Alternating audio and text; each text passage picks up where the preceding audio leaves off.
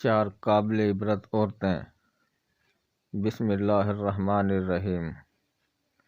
واحلہ، یہ حضرت نوح علیہ السلام کی بیوی تھی۔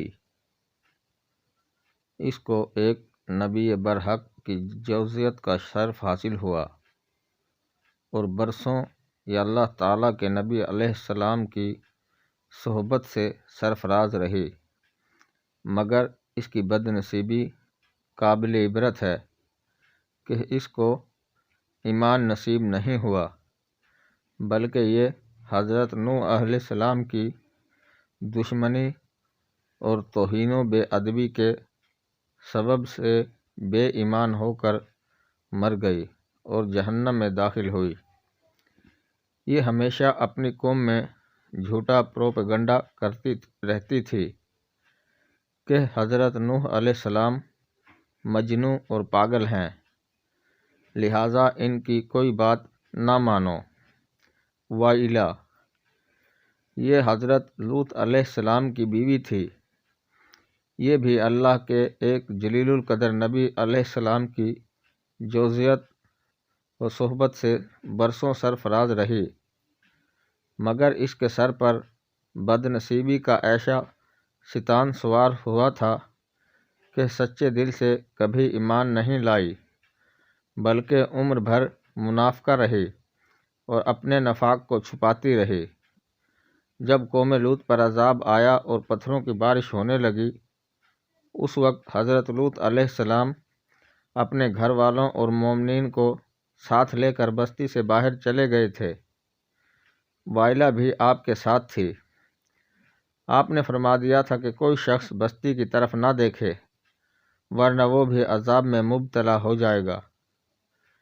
چنانچہ آپ کے ساتھ والوں میں سے کسی نے بھی بستی کی طرف نہیں دیکھا اور سب عذاب سے محفوظ رہے، لیکن وائلہ چونکہ منافق تھی، اس نے حضرت لوط علیہ السلام کے فرمان کو ٹھکرا کر بستی کی طرف دیکھ لیا اور شہر کو الٹ پلٹ ہوتے دیکھ کر چلانے لگی، ہائے رے میری قوم! یہ زبان سے نکلتے ہی ناگہاں عذاب کا ایک پتھر اس کو بھی لگا اور یہ بھی ہلاک ہو کر جہنم رسید ہو گئی۔ آسیہ بنت مزاحم رضی اللہ عنہا یہ فرعون کی بیوی ہیں۔ فرعون تو حضرت موسیٰ علیہ السلام کا بدترین دشمن تھا، لیکن حضرت آسیہ رضی اللہ عنہا نے جب جادوگروں کو حضرت موسیٰ علیہ السلام کے مقابلہ میں مغلوب ہوتے دیکھ لیا تو فوراً ان کے دل میں ایمان کا نور چمک اٹھا اور وہ ایمان لے آئیں۔ جب فرعون کو خبر ہوئی تو اس ظالم نے ان پر بڑے بڑے عذاب کیے، بہت زیادہ زد و کوب کے بعد چومیخا کر دیا، یعنی 4 کھوٹیاں گاڑ کر حضرت آسیہ رضی اللہ عنہا کے چاروں ہاتھ پیروں میں لوہے کی میخیں ٹھونک کر چاروں کھوٹوں میں اس طرح جکڑ دیا کہ وہ ہل بھی نہیں سکتی تھیں، اور بھاری پتھر سینے پر رکھ کر دھوپ کی تپش میں ڈال دیا اور دانہ پانی بند کر دیا۔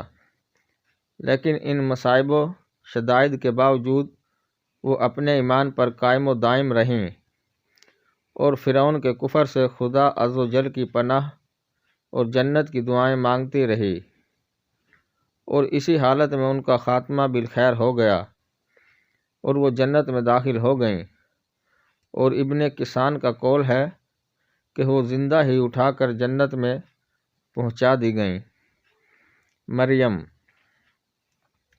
مریم بنت عمران رضی اللہ عنہا یہ حضرت عیسیٰ علیہ السلام کی والدہ ہیں۔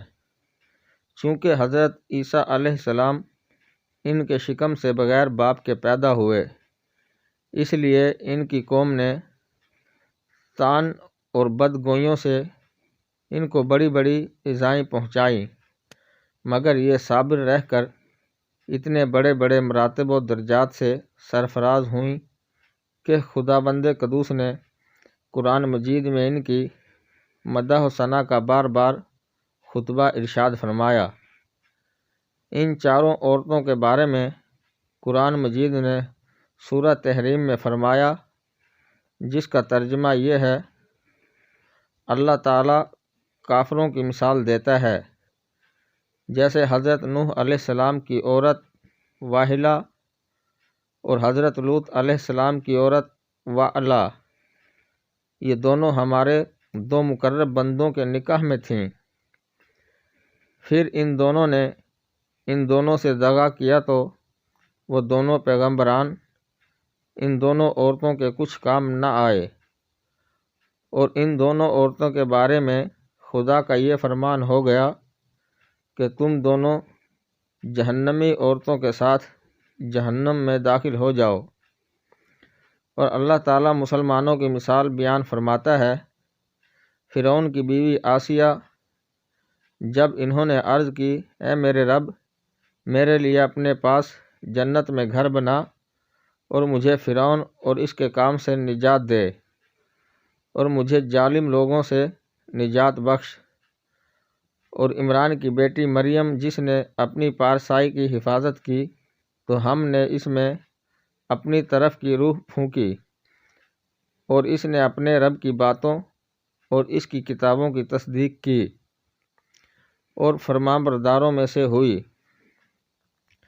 واحلہ اور وعلہ دونوں نبی کی بیویاں ہو کر کفر و نفاق میں گرفتار ہو کر جہنم رسید ہوئیں، اور فرعون جیسے کافر کی بیوی حضرت آسیہ ایمان کامل کی دولت پا کر جنت میں داخل ہوئیں۔ اور حضرت آسیہ حق ظاہر ہو جانے کے بعد اس طرح ایمان لائیں کہ فرعون کے سب آرام و راحت کو ٹھکرا دیا، اور بے پناہ تکلیفوں اور ایذاؤں کے باوجود اپنے ایمان پر قائم رہیں۔